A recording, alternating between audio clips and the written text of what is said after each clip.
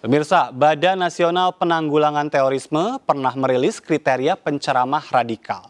Mereka adalah anti Pancasila dan pro ideologi khilafah transnasional, mengajarkan paham takfiri, menanamkan sikap anti pemerintah, fitnah, adu domba, ajaran kebencian, dan menyebar berita bohong.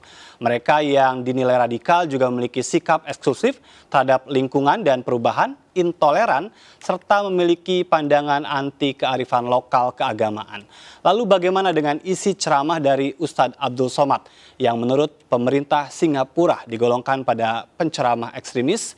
Dan kita akan berbicara ini, sudah hadir di studio Islah Bahrawi, Direktur Eksekutif Jaringan Moderat Beragama Indonesia. Selamat malam. Selamat malam. Terima kasih sudah hadir di studio. Ya. Dan juga sudah bergabung bersama kami melalui sambungan Zoom, Prof. Sudarnoto Abdul Hakim, Ketua MUI Bidang Hubungan Luar Negeri. Assalamualaikum, Prof. Prof. Noto, bisa dengar suara saya?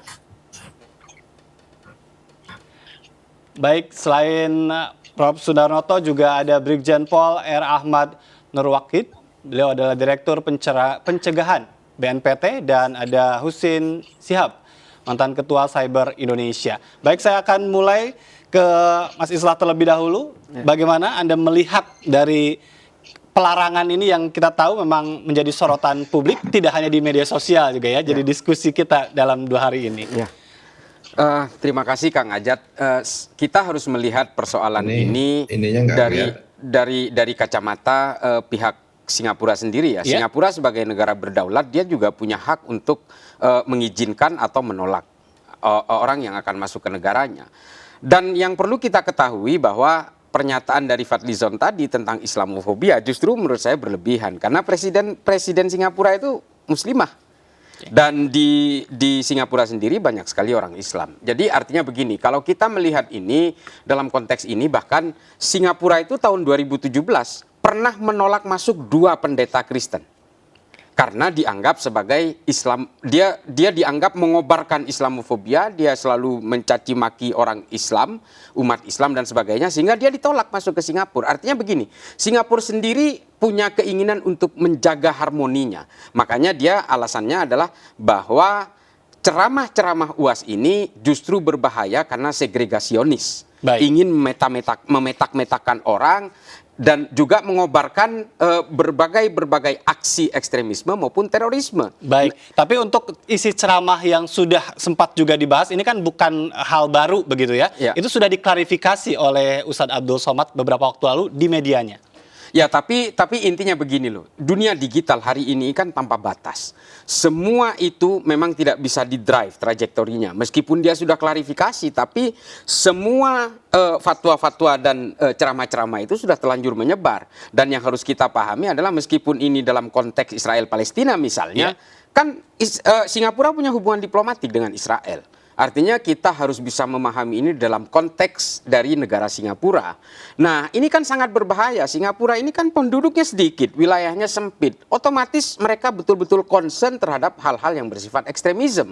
Nah, kalau sampai ceramah-ceramahnya UAS ini masuk dan diadopsi oleh masyarakat warga Singapura, ini kan sangat berbahaya bagi keberlangsungan harmoni, toleransi dan sebagainya di dalam negara Singapura sendiri. Kalau saya memahami bahwa kalaupun saya misalnya menjadi orang Singapura, ya saya akan melakukan hal yang sama. Karena ceramahnya misalnya memang mengundang intoleran. Misalnya di setiap salib ada jin kafirnya, segala macam. Ini kan tidak islami sekali menurut saya. Baik, jadi dari sisi kewenangan ini adalah hak subjektif dari pemerintah Singapura. Di sisi lain, tadi ya ada beberapa perjalanan kasus yang kalau dikaitkan dengan Islamofobia, Singapura bukan termasuk negara yang memiliki pemahaman tersebut. Oh tidak, presidennya justru muslimah dan bahkan pernah menolak pendeta yang selalu mengobarkan Islamofobia, justru ditolak masuk juga. Artinya tidak kepada orang Islam juga, kepada agama lain juga sama. Baik, kita coba ke Pak Sudarnoto.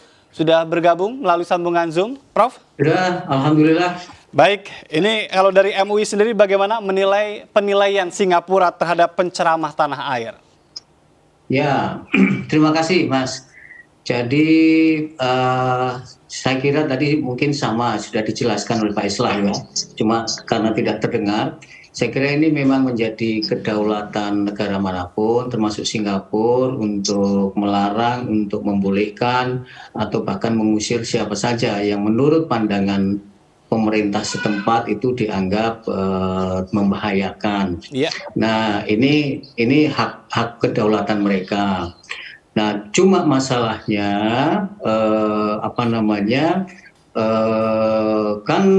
ini anggapan yang saya kok yakin ya, meskipun saya belum meneliti ya, saya kok yakin tidak semua ceramah-ceramahnya Abdul Somad itu didengar semua oleh pemerintah Singapura. Jadi tidak saya sering mendengarkan ceramah-ceramah beliau itu ya biasa-biasa saja isinya. Menyemangati untuk beragama dengan baik ya, kemudian meningkatkan ketakwaan, bahkan juga toleransi dan sebagainya. Itu banyak ceramah-ceramah yang sebetulnya juga baik kok, dan itu diterima oleh banyak masyarakat kita. Nah, itu buktinya masyarakat kita juga menerima, itu satu. Nah, itu kan pemerintah Singapura itu mengutip beberapa istilah yang tadi juga sudah diulang-ulang oleh pembicara terdahulu ya, misalnya tentang ekstremisme, tentang terorisme, kemudian suicide bombing yang terkait dengan soal Palestina. Nah, saya tadi sudah menjelaskan juga, tadi ketemu juga dengan di Kompas TV dengan pembicara pertama, saya sampaikan bahwa konteks di Palestina itu berbeda sekali. Mereka itu sejak tahun 48 itu dizolimi, diteror itu oleh pemerintah Zionis Israel gitu. Nah, jadi sebetulnya kalau memang ingin menerapkan standar-standar anti terorisme, Singapura, meskipun kita tahu Singapura itu punya hubungan diplomatik yang sangat kuat, tadi sudah disebutkan, itu juga harus fair memandang Israel sebagai Artinya Zionis. bicara tentang syahid untuk Palestina Israel itu satu hal yang wajar begitu menurut Anda? Konteks sana, bukan konteks Singapura, bukan konteks Indonesia. Kita tidak ada peperangan di Singapura, nggak ada peperangan kok. Tapi kalau ada yang menilai bahwa itu bisa mempengaruhi sikap atau pemahaman orang lain di luar Palestina Israel, bagaimana? Ya sudah jelas ternyata memang pemerintah Singapura menilai begitu. Masalahnya apakah bisa dibuktikan seluruh ceramah-ceramahnya tadi disebutkan ya, apakah seluruh ceramah-ceramah UAS itu memang mengarah kepada mendorong umat Islam untuk melakukan gerakan-gerakan ekstrim dan mendukung teroris? Tidak terbukti. Jadi sejauh ini MUI melihat bahwa isi ceramah dari Ustadz Abdul Somad sesuatu yang wajar begitu ya? Biasa saja. Dai-dai di masjid-masjid, musola-musola di mana-mana, kalau bicara kedoliman ya, juga bicara hal yang sama begitu. Sama. Nah, ini masalahnya kalau ada orang yang menyebut dolim pada seseorang yang sebetulnya juga melakukan kedoliman, itu dianggap sebagai teroris. Hamas misalnya, itu dianggap teroris oleh Israel. Nah, tadi sudah betul. Ini masalahnya, saya kok menduga, bisa salah saya ya. Saya menduga ini ada bias Israel ini terkait dengan pelarangan deportasi UAS. Jadi Trump kalau bahasa Jawa itu menggebyah uyah dari seluruh ceramah-ceramahnya kok dianggap sebagai mendorong untuk teroris ekstrim. Menurut saya nggak benar. Ya, saya beralih dulu ke narasumber yang lain. Ini ada Habib Hussein Shihab. Anda sendiri melihat bagaimana ini penolakan UAS oleh Singapura? Ya, begini kalau menurut saya hormatin beberapa pandangan dari Pak Kiai, dari MUI, terus kemudian ada beberapa kemarin juga dari kawan-kawan Fisjana sama Kiai Anwar, bahwa itu kan perspektif mereka. Itu perspektif mereka bahwa hal-hal seperti bom bunuh diri, meledakkan bom di tengah masyarakat atau orang di waktu Palestina itu mati syahid apa segala macam, itu kan perspektif ya. Tapi menurut saya, karena itu berhubungan dengan dunia internasional, terus kemudian Singapura sebagai negara yang berusaha untuk mensterilkan negaranya dari paham-paham radikalisme, ya wajar saja Abdus Somad itu ditolak. Dan kemudian ada poin juga bahwa sebelum sekitar tahun 2017 kalau nggak salah, Abdus Somad ini pernah ceramah, di mana ceramah itu ceramahnya hanya video dia aja ya, tapi saya nggak tahu itu ceramah di mana tempatnya, posisinya, lokasinya di mana, tapi ceramah itu dibungkus dengan organisasi terlarang HTI waktu itu, dan itu ada YouTube-nya, saya versi lengkapnya juga ada, potongannya juga ada, saya sudah minta sama MNC Play untuk ditayangkan karena di dalam ceramahnya itu Abdus Somad bilang bahwa Nabi, dia tidak menyebutkan Nabi juga, tapi dia menyebut dengan kata dia. Iya. Dia itu selama 40 tahun tidak menyebarkan Islam rahmatan lil alamin, tapi menyebarkan rahmat hanya kepada keluarganya saja. Baik, artinya menurut Anda itu isi ceramah yang perlu untuk diluruskan begitu? Iya, perlu diluruskan, sangat perlu diluruskan, karena ini kekhawatiran kami di Indonesia, yang mana kita peduli banget supaya Indonesia ini tidak terkontaminasi dengan paham-paham radikalisme. Dan di ceramah itu dia menyebutkan bahwa yang menyebarkan rahmatan lil alamin itu hanyalah khalifatun nubuwah. Baik. Kita nanti akan bahas lebih lanjut lagi tentang apa yang tadi disampaikan, tapi setidaknya dalam posisi malam hari ini memang tidak ada kasus hukum ya terkait dengan Ustadz Abdul Somad di tanah air ya. Saya beralih ke Pak Ahmad terlebih dahulu. Singapura itu mendeportasi menurut saya gitu. Ya, baik. Pak Ahmad, dari BNPT ini saya ingin lebih ke bagaimana sebetulnya adakah kerjasama antar negara dalam konteks daftar ekstremis atau orang-orang yang memang ditengarai untuk ditolak masuk ke negara satu ke negara yang lainnya. Sejauh ini ada tidak kerjasama itu? Yang pertama saya mengucapkan keprihatinan ya terkait dengan peristiwa ini ya, menyangkut kasus Ustadz Abdul Somad ya, apalagi di situ tadi di video juga terlihat ada keluarga, ada anak kecil dan lain sebagainya. Ya.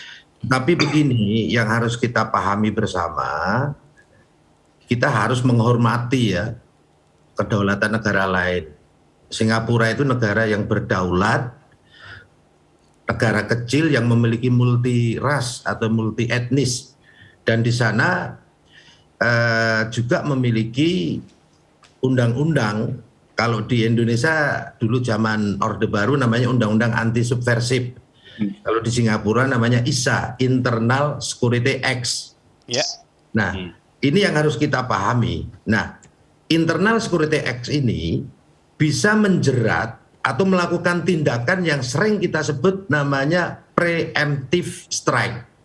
Jadi ideologi dari hulunya, radikalismenya ataupun intoleransinya itu sudah bisa dilakukan penindakan. Sementara untuk kita, Undang-Undang Nomor 5 Tahun 2018 hanya mampu melakukan atau bisa menjerat aspek sikap, tindakan, dan perbuatan terorismenya itu sendiri.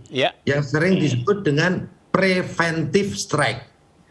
Jadi yang Undang-Undang Singapura itu mulai dari hulunya, yaitu mencegah sejak dini atau antisipasi dini, atau sering disebut preemptive strike. Sementara kita itu preventive strike. Jadi mencegah, menindak untuk mencegah sebelum melakukan aksi teror, kemudian dilakukan proses hukum. Jadi kita baru menjerat terorismenya, sementara untuk Singapura sudah ideologinya ataupun watak dasar dari radikalismenya itu sendiri. Nah, sementara selanjutnya, apakah kita sudah ada kerjasama terkait dengan dunia internasional? Kita kan ada yang namanya daftar ya, DTTOT atau daftar terduga terorisme dan organisasi terorisme. Nah, kebetulan UAS ini kan di Indonesia tidak atau belum dikategorikan sebagai terorisme. Tidak memiliki masalah hukum memang.